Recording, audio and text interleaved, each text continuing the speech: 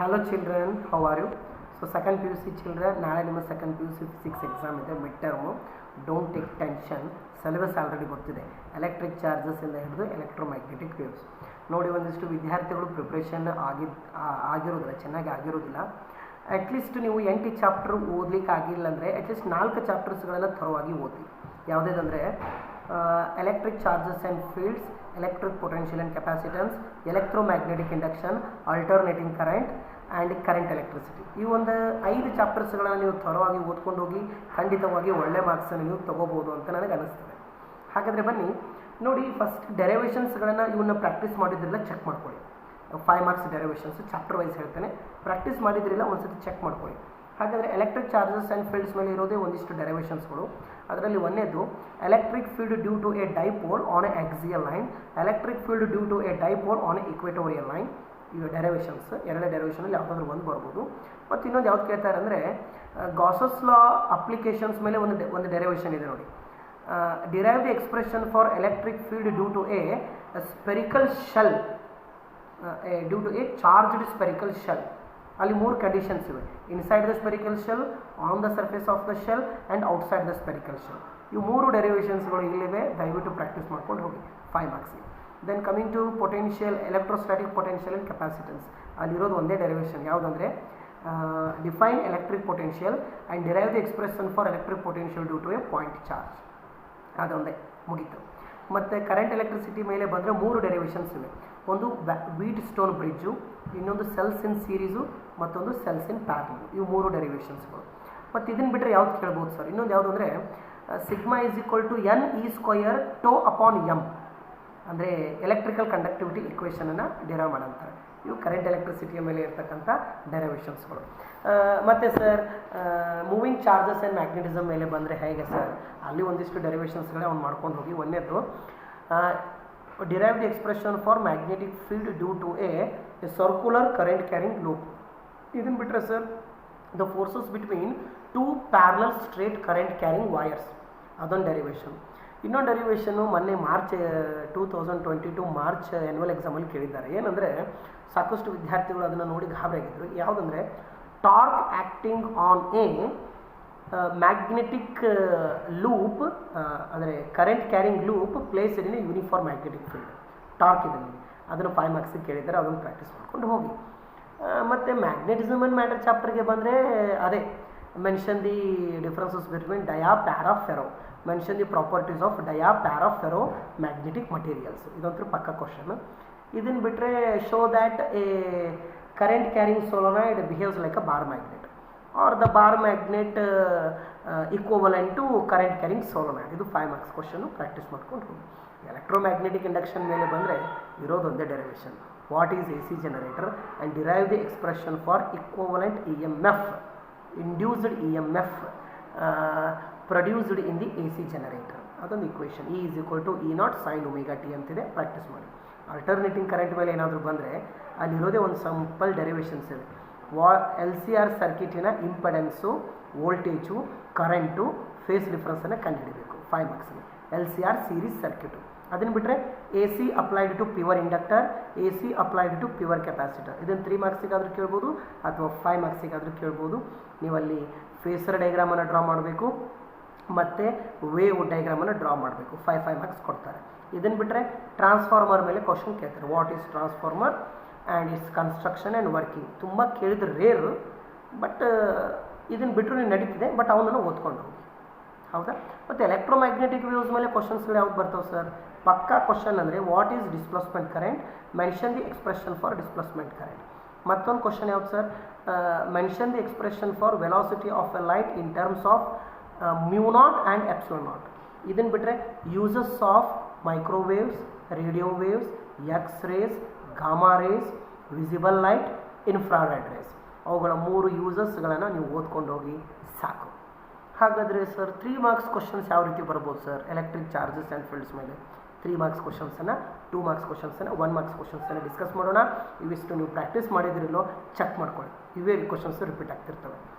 Mention the basic properties of electric charges, what is electric field, mention the properties of electric field lines, derive the expression for torque acting on electric dipole placed in a uniform electric field, what is electric dipole, electric dipole moment ಅಂದ್ರೇನು, mention its SI unit, electric dipole moment SI unit, and dimensional formula. What is electric flux? It's a dimensional formula. State and explain Gauss's law in electrostatics. ಮತ್ತೆ define SI unit of charge. Yes, 1 coulomb ಚಾರ್ಜನ್ನು define ಮಾಡಬೇಕು. Define SI unit of charge. ಈ ರೀತಿ ಪ್ರಶ್ನೆಗಳು electric charges and fields ಮೇಲೆ ಕೇಳ್ತಾರೆ. ಮತ್ತು electric potential and capacitor ಮೇಲೆ 3 ಮಾರ್ಕ್ಸು 2 ಮಾರ್ಕ್ಸ್ 1 ಮಾರ್ಕ್ಸ್ ಕ್ವಶನ್ಸ್ ಯಾವ ರೀತಿ ಬರ್ತವೆ ಅಂದರೆ, what is equipotential surface, mention the properties of equipotential surface, capacitors in series, capacitors in parallel, energy stored in capacitor, derive the expression for capacitance of the parallel plate capacitor, C is equal to epsilon naught A upon D, and mention the factors on which capacitance of the parallel plate capacitor is depend.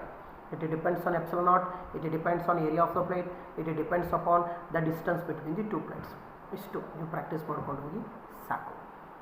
ಮತ್ತು current ಎಲೆಕ್ಟ್ರಿಸಿಟಿಯಲ್ಲಿ ಬಂದರೆ 3 ಮಾರ್ಕ್ಸಿಗೆ mention the limitations of Ohm's law.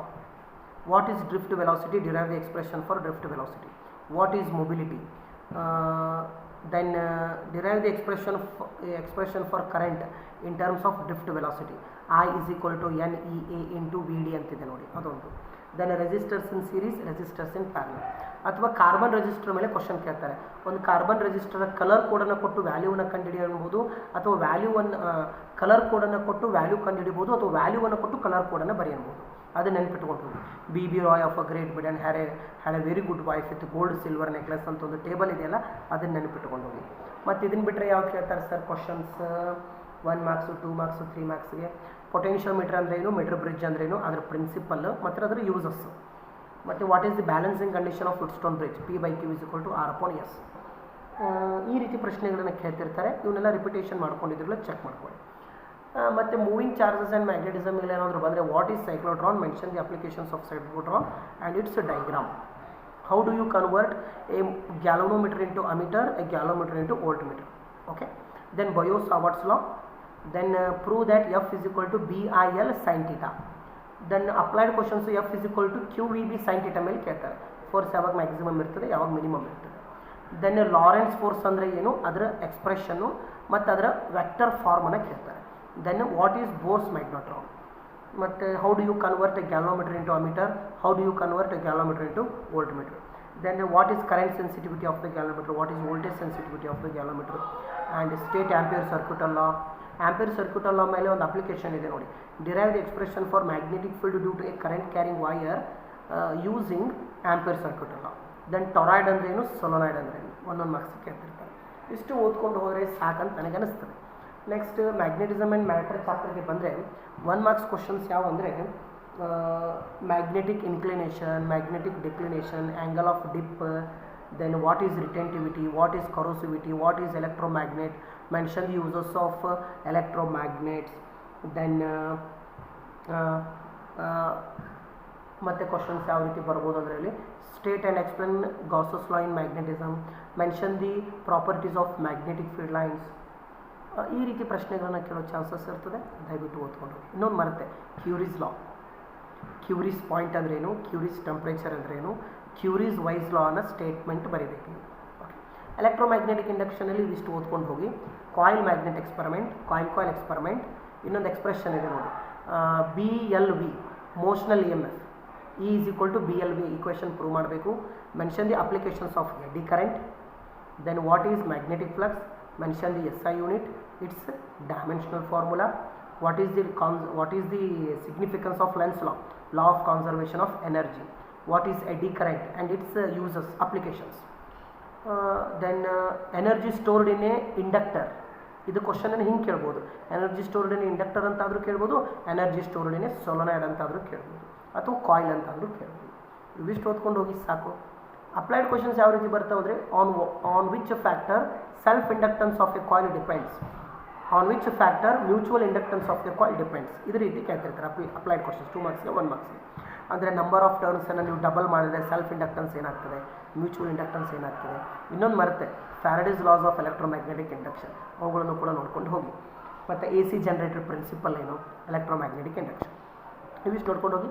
Alternating current ಚಾಪ್ಟ್ರಲ್ಲಂತೂ relation between RMS current and peak current. I RMS is equal to I naught upon square root of 2. Relation between RMS voltage, peak voltage, V RMS is equal to V naught upon square root of 2. Then 3 marks ಗೆ AC applied to pure resistor, 3 marks ಗೆ AC applied to pure inductor, AC applied to pure capacitor. ಇದನ್ನು 3 ಆದರೂ ಕೇಳ್ಬೋದು, 5 ಆದರೂ ಕೇಳ್ಬೋದು. ಮತ್ತೆ sir, what is wattless current, what is the condition for resonant frequency, what is the frequency of AC in India, that is 50 hertz, ಅದು ನಿಮ್ಗೆ ಗೊತ್ತಿರಬೇಕು. ಮತ್ತು ಟ್ರಾನ್ಸ್ಫಾರ್ಮರ್ ಅಂದರೆ ಏನು, step up transformer, step down transformer. Then what is the principle of transformer, mutual inductance.